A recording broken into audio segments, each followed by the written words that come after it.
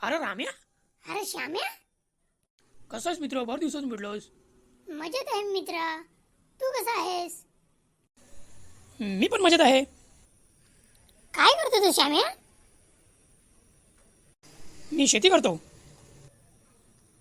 अरे वा, शेतीमध्ये काय पिकवतो तू?